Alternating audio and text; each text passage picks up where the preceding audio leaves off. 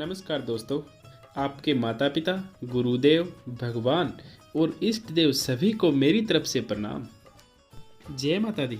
आप सभी का एक बार फिर से हमारे चैनल ज्ञान गंगा पर बहुत बहुत स्वागत है। आज के हमारे इस वीडियो में हम आपको करवा चौथ की व्रत कथा सुनाने वाले हैं। दोस्तों, करवा चौथ व्रत कथा सुनने से पहले सभी महिलाएं अपने हाथ में 13 गेहूं के दाने ले लें और अब कथा शुरू करें।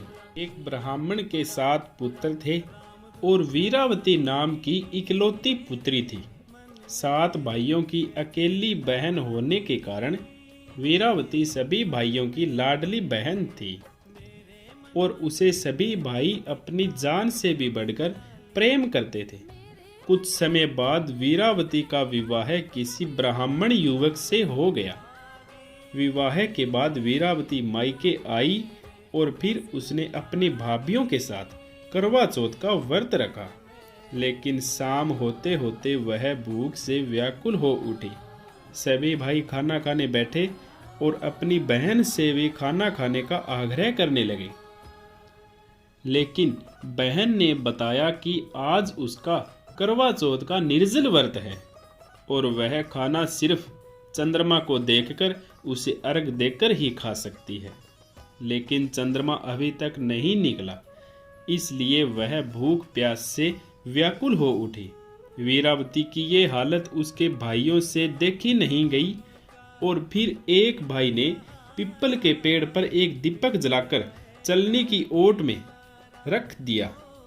दूर से देखने पर वह ऐसा लगा कि चांद निकल आया है। फिर एक भाई ने आकर वीरावती को कहा कि चांद निकल आया है, तुम उसे अर्घ देकर खाना खा सकती हो। बहन खुशी के मारे सीढ़ियों पर चढ़कर चांद को देखा और उसे अर्घ देकर खाना खाने बैठ गई। उसने जैसे ही पहला टुकड़ा मुंह में डाला तो उसे छींक आ गई। दूसरा टुकड़ा डाला तो उसमें बाल निकल आया।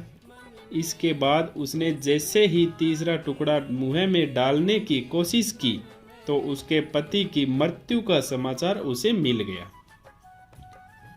फिर उसकी भाभी उसे सच्चाई से अवगत कराती रही कि उसके साथ ऐसा क्यों हुआ। करवा चौथ का व्रत गलत तरीके से टूटने के कारण देवता उससे नाराज हो गए। एक बार इंद्रदेव की पत्नी इंद्राणी करवा चौथ के दिन धरती पर आई और वीरावती उनके पास गई और अपने पति की रक्षा के लिए प्रार्थना की। फिर देवी इंद्राणी ने वीरावती को पूरी श्रद्धा और विधि विधान से करवा चौथ का व्रत करने के लिए कहा।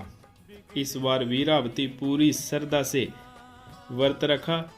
उसकी श्रद्धा और भक्ति को देखकर भगवान प्रसन्न हो गए और उन्होंने वीरावती को सदा सुहागिन का आशीर्वाद देते हुए उसके पति को जीवित कर दिया। वह पूरी तरह स्वस्थ नहीं हुआ। वीरावती अपने महल में पहुंची तो देखा उसका पति बेहोश है और उसके सारे शरीर में सुइयां चुभी है। ऐसा देखते ही वीरावती अपने पति की सेवा में लग गई। उसने एक एक कर अपने पति के शरीर से सुइयां निकालना शुरू कर दिया।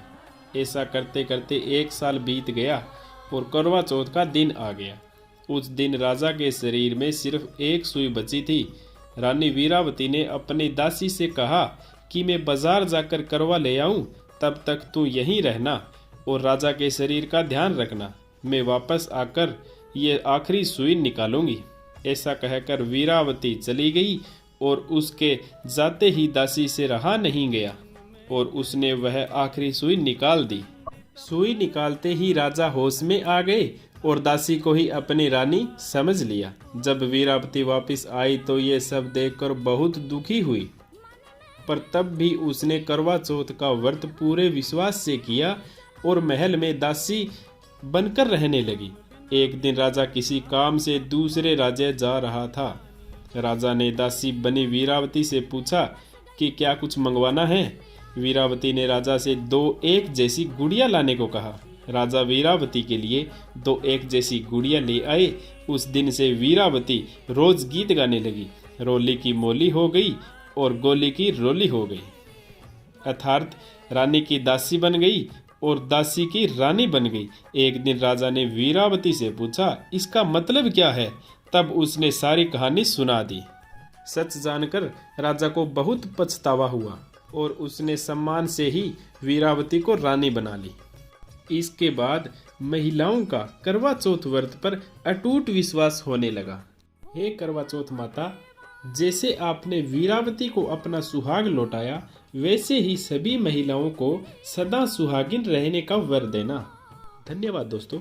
यह वीडियो आपको अच्छी लगी तो लाइक, शेयर एंड सब्सक्राइब करें व बेल आइकन के बटन को अवश्य दबाएं ताकि हमारी अगली वीडियो आपको आसानी से मिलती रहे। जय श्री राम। राधे राधे।